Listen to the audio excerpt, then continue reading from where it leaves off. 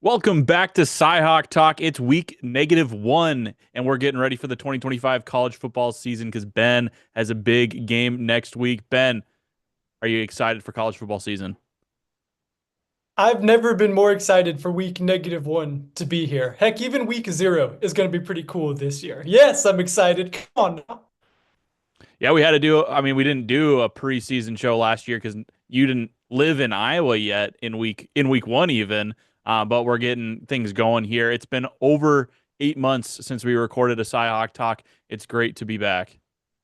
Yes, yeah. I was thinking, what was I doing a year ago? And I think my week 1 college football experience, I was watching one Mark Gronowski play quarterback. I covered an Oklahoma State game in week 1 last year. So I've seen Gronowski before anybody in Iowa City has. Well, that maybe wasn't the best exposure to him possible because I've seen some clips. Some Nebraska fans picked apart that game.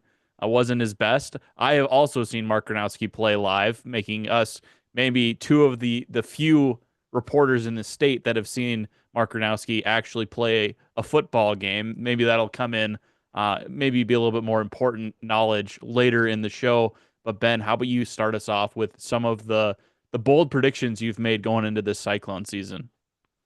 Absolutely. If you haven't seen the articles yet, Ethan and I both wrote our three bold predictions for Iowa State and Iowa football. And I'm starting out with the spiciest Cyclone take, Ethan. That's that a tight end is going to lead Iowa State in receiving yards for the first time since 2010. Colin Franklin is a name that some of you longtime Cyclone fans will probably remember. He caught 530 yards to the Cyclones in receiving as a tight end in 2010. That guy this year is going to be Ben Brahmer. And I don't think it's fair to compare Brahmer back to Colin Franklin. They're two completely different guys. Brahmer's a 6'7" tight end. The game of college football is so much different now, where tight ends are actually looked at as pass catchers and guys who can go out and be a capable piece in an offense. So I think Brahmer has the tools. He looks like a tight end, runs like a receiver kind of a guy. And also, Iowa State's vacating so many of its targets with Knoll and Higgins gone. Those guys combined for 66.4% of Iowa State's targets. So part of this prediction, Ethan, is like, I think Bramer's going to be good. And part of it is, well, who else is going to step up? You think Townsend so will be those guys, but from everything we've heard this spring and this fall, that the tight ends are going to be involved this year. So I'm looking at Benjamin Brahmer to be Cyclone's leading receiver in 2025. How about it?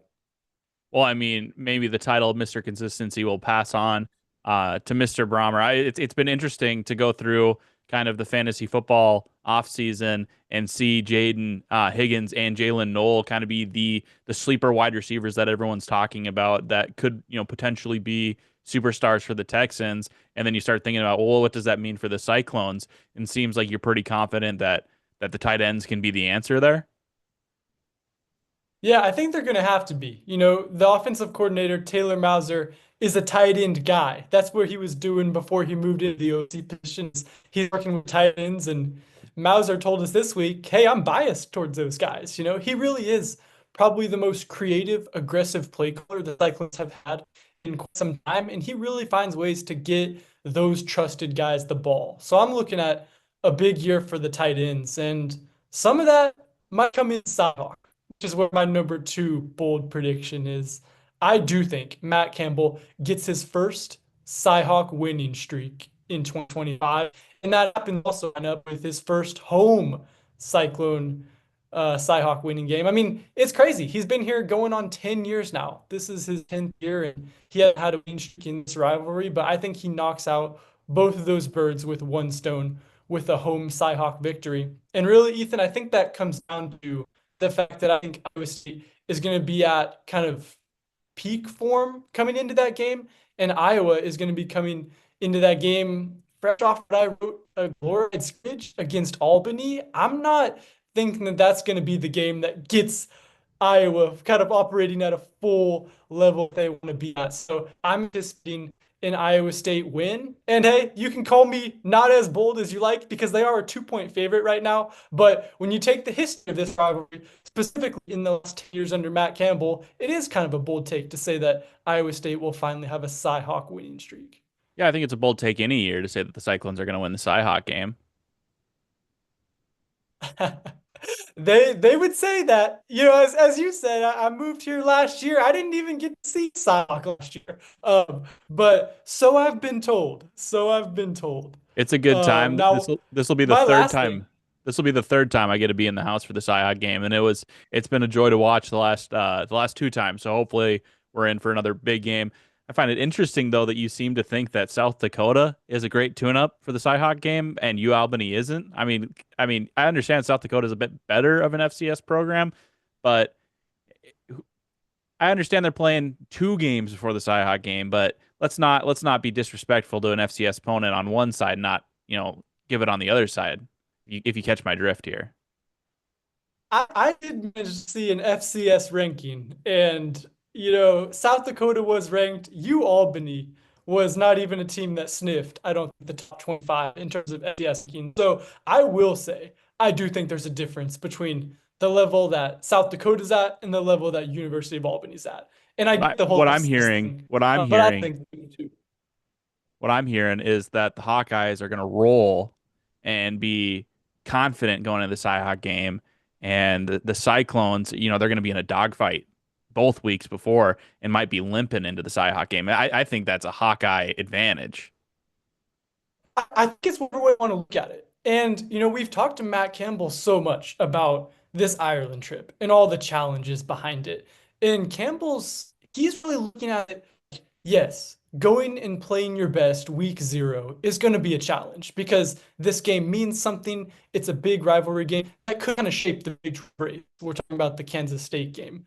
But he's also really been intentional about how do we come back from this trip and get our best. And Campbell spent the summer talking to the New England Patriots and Mike Vrabel and Nick Sirianni in the Philadelphia Eagles. He's been doing a bunch of research, a bunch of homework on how not only do we play well, but do we come back from this international trip in week 0, playing well at our best and kind of peaking off of this. Something that he believes the NFL has figured out a little bit better than some of the college football teams who've gone over and played in this Aer Lingus Classic game have. So I don't think that the Cyclones are going to be kind of weary and beaten down after two maybe semi-competitive games. I think they're going to have Matt Campbell in their ear telling them, no, you're not beat down. You're not tired. You're not hurt. You're prepared. I think that's the message that the Cyclones are going to have. Well, I think that one good word of advice that I can give to Matt Campbell is don't kick an onside kick coming out of halftime if you're winning in Ireland. It doesn't seem to work out the one time it was tried in Ireland. So that would be my one piece of advice. I know I'm not the New England Patriots or Mike Vrabel, but don't kick an onside kick after halftime. I think that's a probably fair idea. I like. I'll be sure to pass that along when I see him in Dublin. Uh, Another thing I think I'd like to pass along to Iowa State, and that's these uniforms, right? Then Iowa State's uniforms became such a hot topic with all Cyclone fans last year. They played all these night games. They played all these big games on national TV. At home, it felt like they were wearing the All Blacks or the All Whites every year.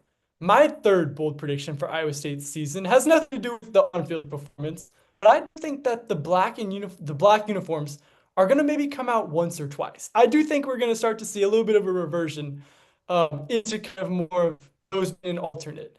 And that just comes down to feel. I've talked to people about what goes into these uniforms, who picks them, and it really comes down to gut feel, how they're feeling that week if they've won in them in the past. So my personal feel on it is that they're going to only come out once or twice.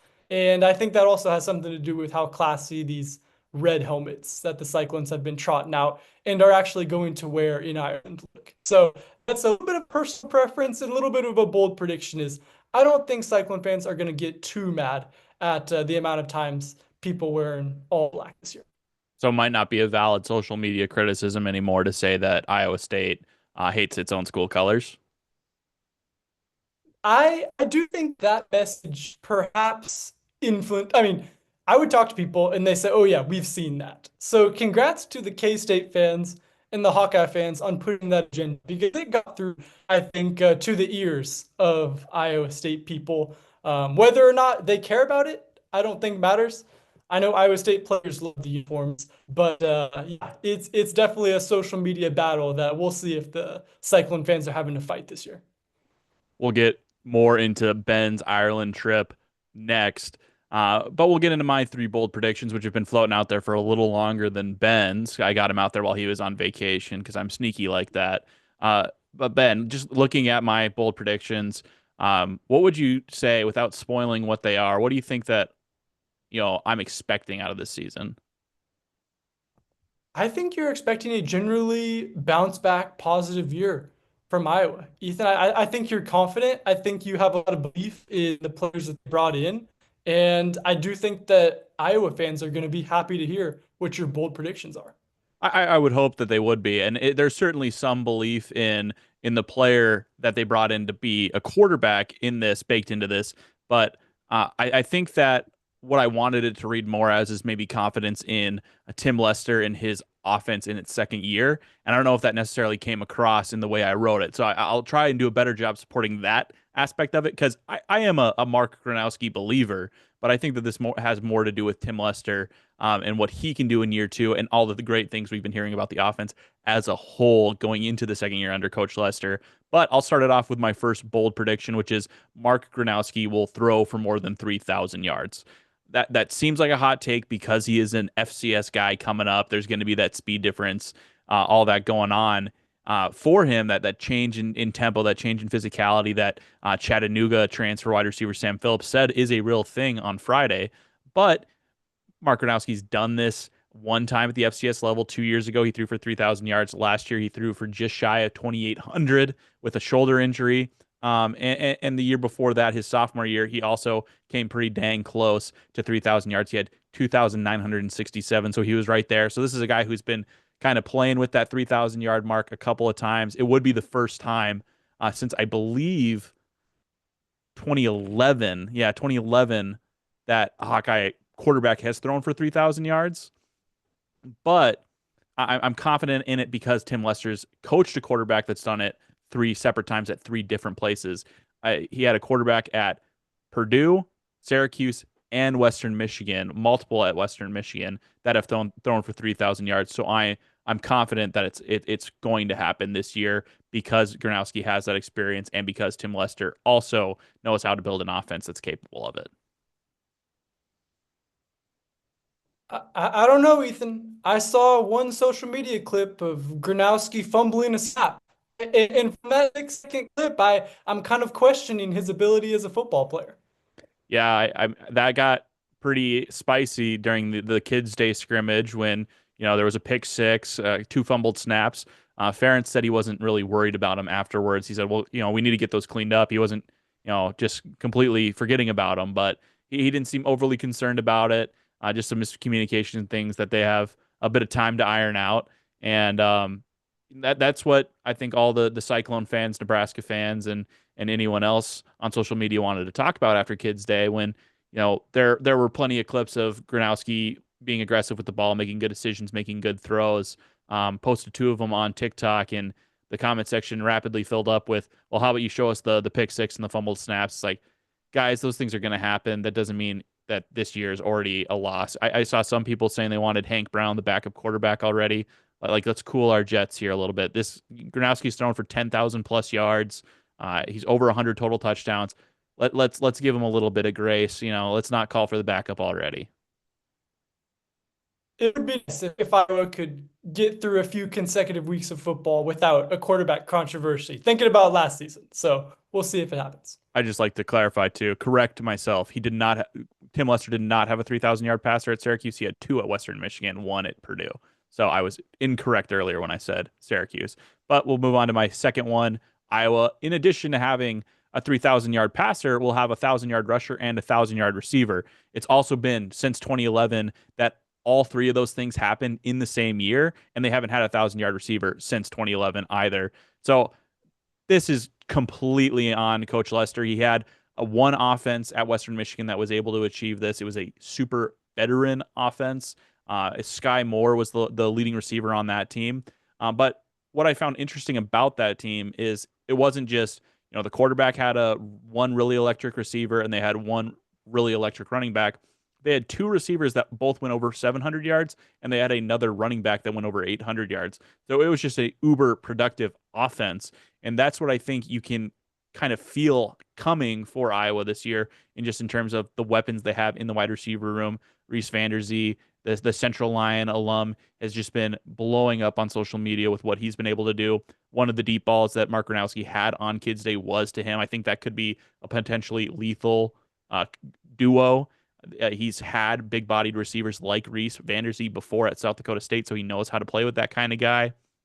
And then I also just think that, Kamari Moulton was the starter going into last season before Caleb Johnson erupted and had that crazy year. So I think that they love Kamari Moulton. I think he fits well with the scheme that Coach Lester's trying to run. And then beyond that, there's a lot of really likable running backs behind Kamari if, there's an injury or he ends up not being the guy. Nathan McNeil was a guy that I don't think was on a lot of people's radar, a three-star running back recruit from the same high school as Rocco Becht, and he just exploded at Kids Day, just looked like a future NFL guy with what he was able to do out there. So I think the running back room is really deep. I think the wide receiver room is really deep, and I have a lot of belief in Coach Lester. I'm curious, Ethan. This you have the 3,000-yard passer, 1,000-yard rusher, 1,000-yard receiver. Is this all a matter of getting the right quarterback in place, bringing in a guy like Gronowski will kind of unlock all these different facets of the offense? Well, I think people like to point at, well, you guys weren't that, you guys, as in the Hawkeyes, were not that effective last year.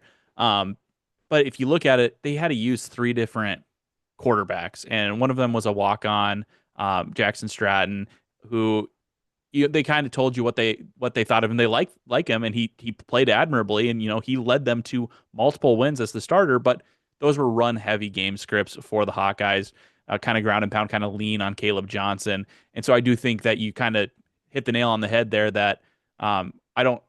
This isn't a Mark Gronowski is the best quarterback that I was ever seen take, but he's the guy, he's the answer at quarterback, which I've written that story as well. You can read it on QCTimes.com. That he's going to kind of be the guy that comes in. He's going to be the adult in the room that settles things down. He's going to be consistent. He's not going to be up and down, and he's going to be able to give Tim Lester that ability to do everything that he wants to do, and be able to understand that he feels comfortable in the offense already. He said a lot of the different protections he was running at South Dakota State were similar, and so I think he's comfortable. I think he's going to be able to do everything Coach Lester wants him to do. And then the other thing I added about the 1,000-yard rusher in particular is, I know Caleb Johnson's not back, but if you can get an effective pass game going, that should unlock the run game a little bit, and vice versa, where you're not just stacking the box like we saw in 2023 when it was Deacon Hill under center for the Hawkeyes, where teams could just put 8 guys in the box and blitz the run the entire game. I think this is going to be a reciprocal offense where the run game gets going and then the pass game gets going, or the pass game gets going and the run game gets going right with it. If all this comes together, it should mean for a pretty promising season for the Cyclones. And your last prediction kind of leads into the fact that you think some of this could break their way.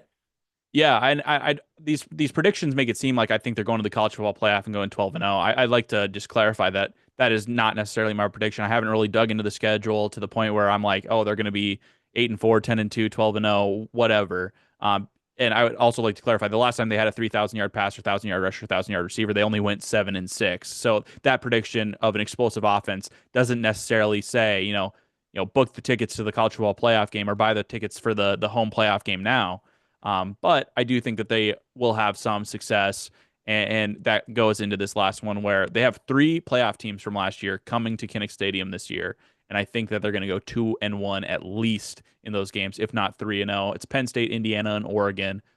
Penn State, I believe, is the number 1 team in the country. I haven't looked at the AP poll. Can you confirm that for me, Ben? Yeah, right. Okay, yeah. So Penn State, the number 1 team in the preseason, coming to town. Oregon and Indiana. I think Indiana's probably the weakest of that bunch. That's not because I'm disrespecting any of these teams. I just think it's really hard to win in Kinnick. In the last 5 seasons, Iowa's only lost multiple home games one time. So that was in 2022. They went 4-3. Other than that, it's only been one loss in Kinnick. So I'm kind of leaning into, you know, Iowa Kinnick Stadium got on the top 25 hardest places to play in college football 26 for a reason. It's a tough place to come into and win, and I just think that they're going to be able to ride that home crowd and that, revamped offense, that unlocked offense to some rather exciting wins. That doesn't mean they're going to be a playoff team. That doesn't mean they're going to be, 12-0 Big Ten champs or 13-0 Big Ten champs. I just think that some things fell their way this year, particularly with schedule, that they could be in line for some upsets. I double check it, and I'm happy I did. Penn State came up 5 votes short of the Longhorns for the #1 seed. So Penn State is #2 in the AP poll by the slimmest margins. 5 points short in the AP poll for They were number two. first. They were first in the Big Ten poll. So, however it shakes out, Penn State is, they're a good team. Oregon's a good team. Indiana's a good team. All of them well respected coming into the season. I don't care. I think Iowa and Kinnick Stadium is going to be a tough place for those three to win.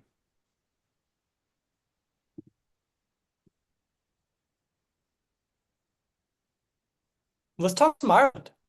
Sounds good to me. Ben, you are headed to Ireland thanks to the big Cyclone fans down at Wallace's Garden Center in Bettendorf. Thank you to them for sponsoring your trip. Wallace's Garden Center is your one-stop shop for all your gardening needs. Their garden center offers a wide variety of plants, tools, and accessories to help create the perfect garden oasis. The garden center is open daily from 9 a.m. to 5 p.m. for walk-in business, and they're located at 2605 Devil's Glen Road in Bettendorf. Big thank you to Wallace's Garden Center.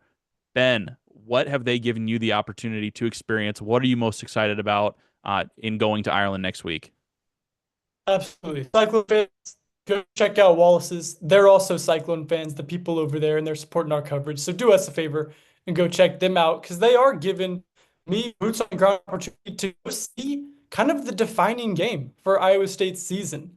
This Kansas State game on paper is probably going to be the one, along with the back-to-back games against BYU and Arizona State, that change at least Iowa State's chances at getting to the Big 12 championship game. So you certainly think the football component is going to be huge. And then I'll also say I'm kind of looking forward to playing some golf along the Irish Sea on Tuesday after the game. So I'm looking forward to all elements of this trip. Are you bringing your clubs or are you going to get a rental pair? I thought about it, but decided against it. Didn't want to risk bringing clubs with 3 different connections and thought, what the heck? I'll just rent a set. They could give me, the 2001 ping irons from the back of the closet, and I think I'd still have a pretty good time out there at the European clubs. I'm ready to embrace whatever challenge, whatever clubs they want to give me. So you said there's 3 connections. How long will you be in the skies and in airports? What's the itinerary look like? Yeah, the way back's going to be a little bit easier, but going out there, Ethan, I'm flying out on Tuesday, and it'll be 11 hours and 30 minutes of travel that first day. That I don't know how the sleep is going to go or any of that. I'm connecting in Philly and then London and then to Dublin, and it's kind of been fun to hear and talk about the ways that Iowa State's actually going to try and combat this hammering to the body that a 12-hour travel is going to be for a game. Iowa State's leaving on Wednesday, and they've brought in sleep specialists and all sorts of different things to try and help get players, right and not, shock their bodies before trying to go play in this important game. So we'll see. I bought an Amazon neck pillow. That's all the sleep specialists I need. So Coach Campbell's bringing in sleep specialist, says melatonin and some luck, and Ben's like, well, I got a neck pillow. That's going to be good enough for me. That's right. All right. Well, we'll be sure to chat with you next week from Ireland. But this has been the first episode of Cyhawk Talk for season 2 of the show and the 2025 college football season. Thanks for watching.